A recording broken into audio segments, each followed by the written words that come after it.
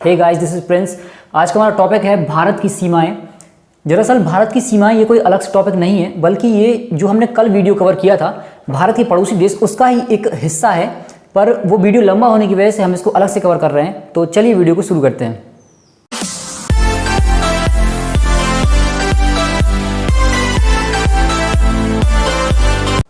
देखिए, भारत की सीमाओं को देखने से पहले हम भारत के आसपास के देशों को देखेंगे एक बार। भारत के सबसे नज़दीक में पाकिस्तान, अफगानिस्तान, चाइना, नेपाल, भूटान, म्यांमार और बांग्लादेश स्थित हैं। आइए इन्हीं की सीमाओं को कुछ नाम दिए गए हैं और उन नाम को हम इस वीडियो में कवर करेंगे। देखिए, भारत और पाकिस्तान के बीच की सीमा को सबसे पहले हम देखेंगे। सबसे पहले हम भारत और पाकिस्तान के बीच की सीमा को देखेंगे। तो भारत और पाकिस्तान के बीच की सीमा को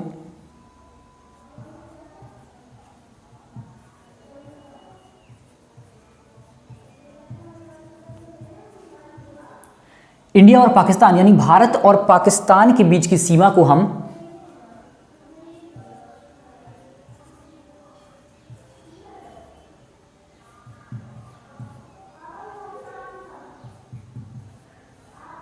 रेड क्लिफ लाइन कहते हैं। भारत और पाकिस्तान के बीच की सीमा को हम रेड क्लिफ लाइन कहते हैं। दरअसल ये गुजरात, राजस्थान, पंजाब, जम्मू कश्मीर के जो बीच की सीमा है, इसे हम रेड क्लिफ लाइन के नाम से जानते हैं। अब इसका नाम रेड क्लिफ लाइन ही क्यों पड़ा? क्योंकि रेड क्लिफ जो है एक व्यक्ति का नाम था जिन्होंके द्वारा यह रेखा दी गई थी। यह रेखा 1947 में रेड क्लिफ नामक व्यक्ति के द्वारा दी गई थी, जिस कारण से इसका नाम रेड क्लिफ लाइन पड़ा। तो इसलिए भारत और पाकिस्तान की सीमा को रेड क्लिफ सीमा कहा जाता है। आइए देखते हैं भारत और अफगानिस्तान के बीच की सीमा को। तो भारत और अफगानिस्तान के बीच की सीमा कुछ इस तरह दिखाई देती है।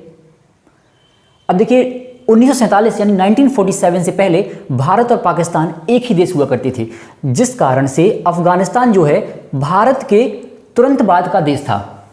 भारत की सीमा से ही लगा हुआ देश था अफगानिस्तान 1947 के पहले, क्योंकि पाकिस्तान भारत का ही हिस्सा था। लेकिन 1947 के बाद जैसे ही पाकिस्तान का विभाजन हुआ भारत से और पाकिस्तान स्वयं में एक देश बन गया, जिस कारण से अफगानिस्तान और भारत के बीच पाकिस्तान देश आ गया। उसी कारण से जहां पहले भारत और अफगानिस्तान के बीच की रेखा को हम एक सीमित रेखा के रूप में देखते थे, भारत और अफगानिस्तान की रेखा को डूरंड रेखा के नाम से कहा जाता है, जो अब सिर्फ भारत और अफगानिस्तान के बीच में 106 किलोमीटर की दिखाई देती है, जो लद्दाख और अफगानिस्तान को आपस में जोड़ती है। तो क्या डूरंड रेखा सिर्फ 106 किलोमीटर की है क्या? नहीं, क्योंकि 1947 के पहले भारत पाकिस्तान भारत का ही हिस्सा हुआ करता था, जिस कारण से अफगानिस्तान और भारत के बीच की दूरी को, जिस कारण से भारत और अफगानिस्तान के बीच की सीमा को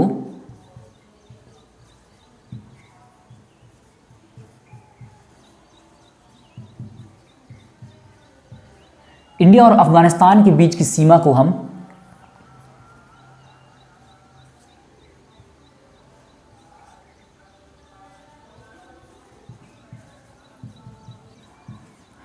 डूरंड लाइन के नाम से जानते हैं। जो वर्तमान में डूरंड लाइन है, ये अफगानिस्तान और पाकिस्तान के बीच की सीमा को कहा जाता है, क्योंकि पाकिस्तान बीच में भारत और अफगानिस्तान के बीच में आ गया है 1947 के बाद। आइए तीसरा हमारा देश देखते हैं, भारत और चाइना की सीमा को। तो इंडिया और चाइना, देखिए ये डूरंड रेखा है, इसका निर्धारण मैं यहाँ पे भूल गया हूं।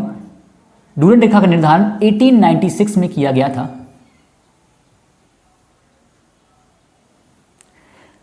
देखिए, इंडिया और चाइना के बीच की रेखा को, इंडिया और चाइना के बीच की ये पूरी रेखा को हम